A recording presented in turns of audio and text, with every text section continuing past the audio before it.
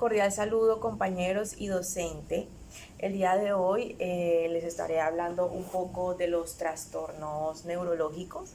Estos son enfermedades del sistema nervioso central y periférico.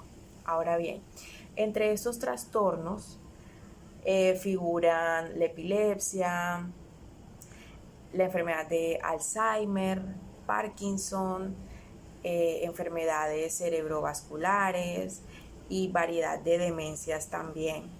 Tenemos tumores cerebrales que también ocasionan este tipo de trastornos, afecciones traumáticas del sistema nervioso, traumatismos craneoencefálicos, trastornos neurológicos causados por desnutrición, que esto se puede dar mucho en niños, por ejemplo. Otra cosa que debemos tener en cuenta es que estos trastornos, digamos, tienen múltiples causas, ¿sí? Entonces podríamos decir que hay genes que predisponen a los niños en determinada etapa de su vida a padecer determinadas enfermedades, ¿sí? O determinado trastorno. Sin embargo, hay causas que son adquiridas, ¿ya? Entonces pueden haber causas de tipo traumático e infecciosas. Este tipo de causas son las que mayormente ocasionan trastornos en los niños, ¿sí? Otro aspecto importante es que los traumas craneales son los que provocan el mayor porcentaje de convulsiones en los niños y de epilepsia, mientras que las infecciones eh, predisponen a problemas conductuales en los niños. A continuación voy a explicar un poco sobre dos trastornos eh, neurológicos como tal y vamos a dialogar también sus características, la causa y consecuencia específica de ese trastorno como tal y también vamos a hablar un poco de cuáles son las causas, cómo se puede evaluar este tipo de trastorno y desde la parte psicológica qué se puede hacer, cómo afecta la parte cognitiva, entre otros aspectos que les voy a dar a conocer a continuación. Muchas gracias y continúen viendo el video.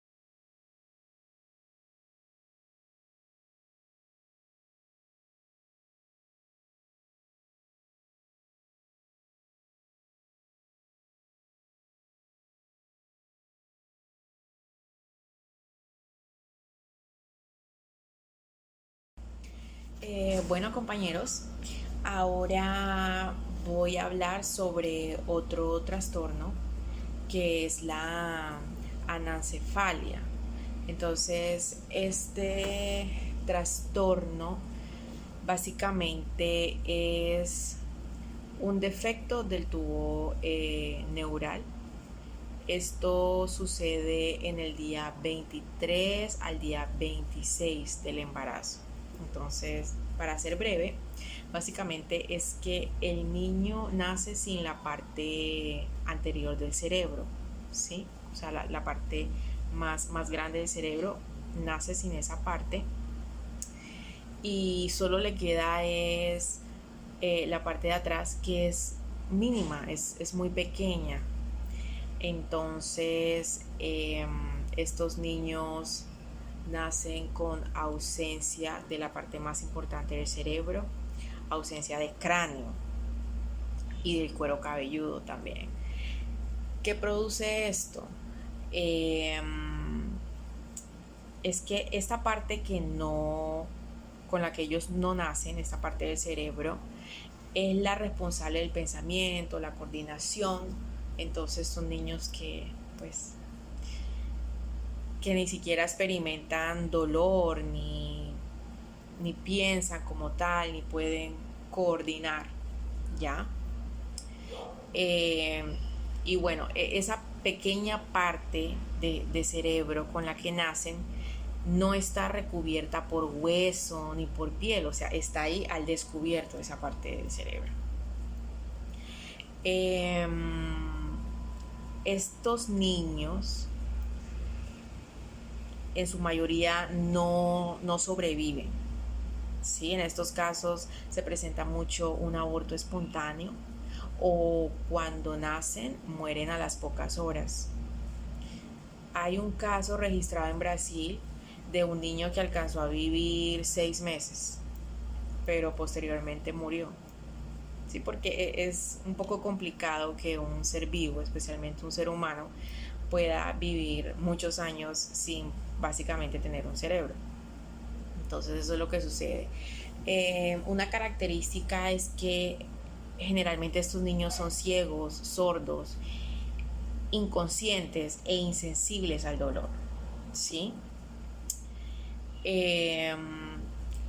Ellos nacen con una carencia de un cerebro operativo, por decirlo de alguna manera.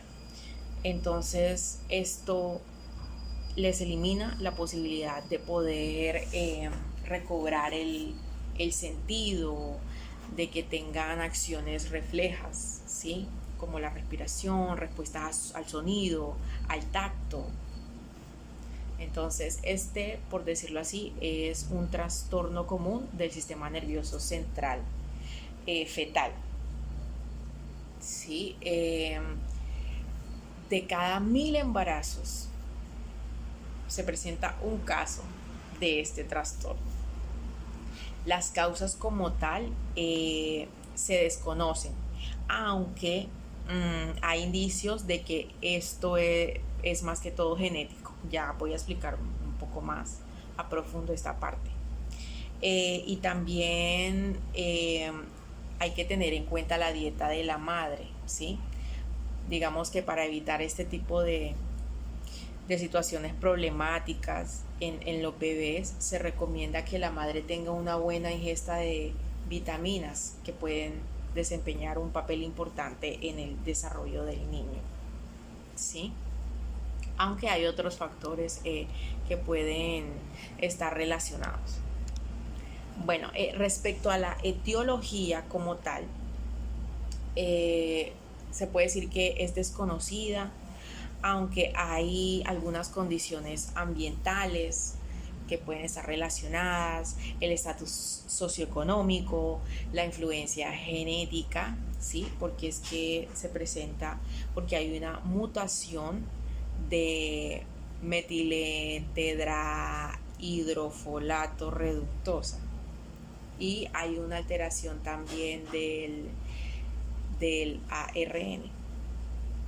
Entonces este es uno de los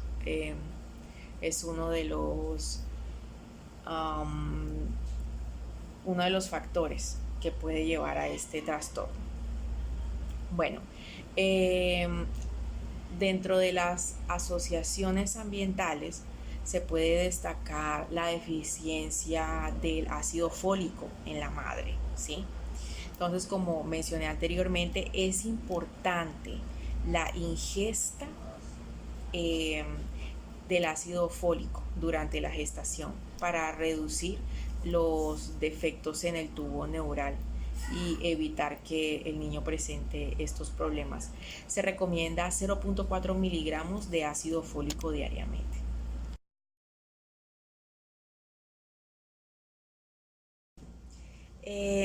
Bueno, compañeros, continuando con este trastorno, quisiera hablar un poco pues de los aspectos psicológicos, del aspecto psicosocial. En este caso no tanto del niño, porque pues como les había comentado, él prácticamente nace con muy poco cerebro, entonces no tiene como esa facultad para pensar, para sentir, pero desde el aspecto de los padres sí hay cosas importantes para expresar. Entonces,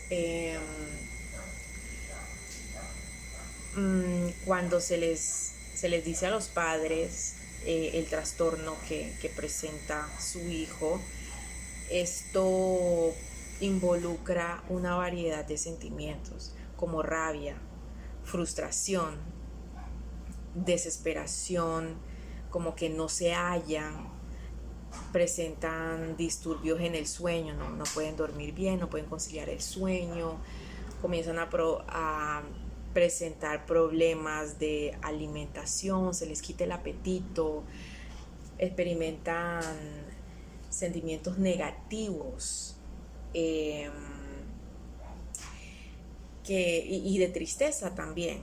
Entonces, en este caso, los médicos y los profesionales, los psicólogos, empiezan a explicarle a la pareja cuáles son las características de la enfermedad o del trastorno que presenta su bebé para que logren entender cuáles son las repercusiones, ¿sí?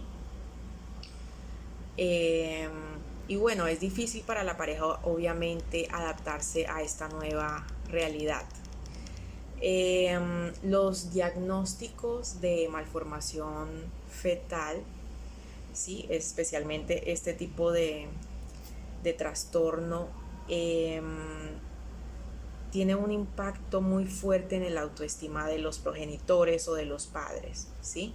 Ya que ellos empiezan a sentir que son defectuosos, que son incapaces de procrear un hijo sano o saludable, y al mismo tiempo tienen un sentimiento de culpa porque dicen, por mi culpa, por mi genética es que el niño salió así, defectuoso, por decirlo de alguna manera.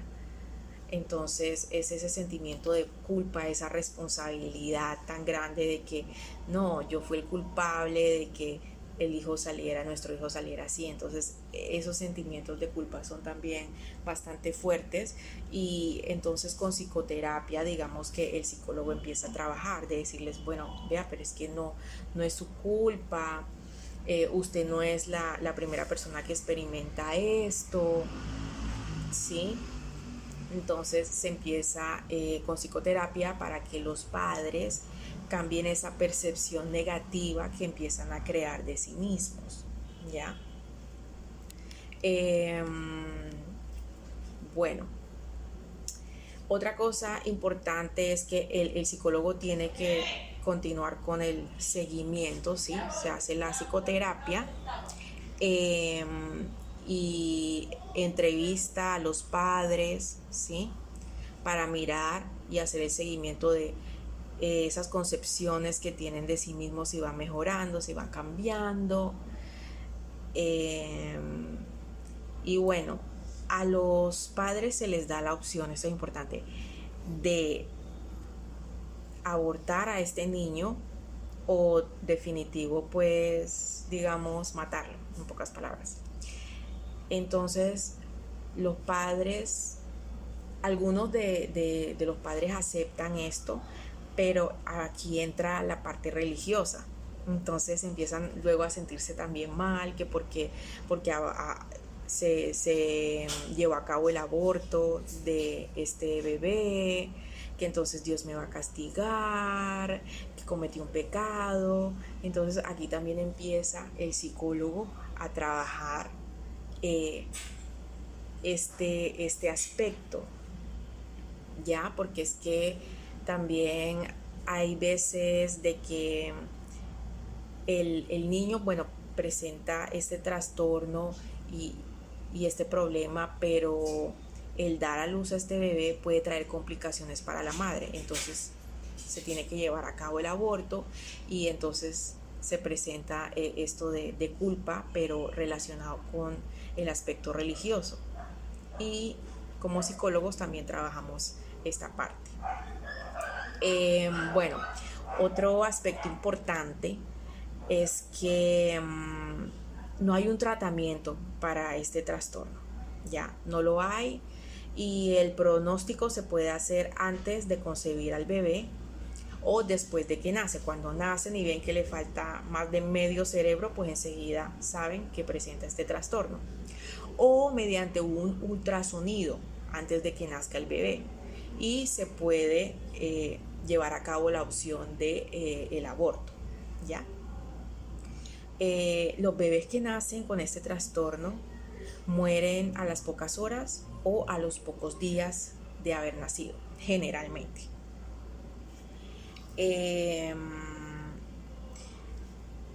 Bueno, como les comenté anteriormente, no hay un tratamiento estándar y la mayoría de los bebés nacen antes o después de nacer. Entonces no hay mucha información respecto de este trastorno, ni de tratamientos, ni de evaluación pues psicológica del niño, ni nada, porque o sea, él prácticamente nace sin un cerebro. Entonces, ¿qué se puede pues evaluar o qué batería se puede utilizar para mirar las afecciones a nivel cognitivo, a nivel psicológico? Pues en ese aspecto no se puede hacer mucho, pero el psicólogo sí puede trabajar desde el aspecto de los padres, ¿sí? Para que ellos, digamos, no tengan esas actitudes o esos pensamientos negativos hacia sí mismos, ¿sí? Y lo hacemos mediante la psicoterapia, ¿ya? Entonces, digamos que cuando los padres vuelven a procrear la segunda vez y el niño ya les sale normal, entonces todos esos pensamientos negativos se van, ¿sí?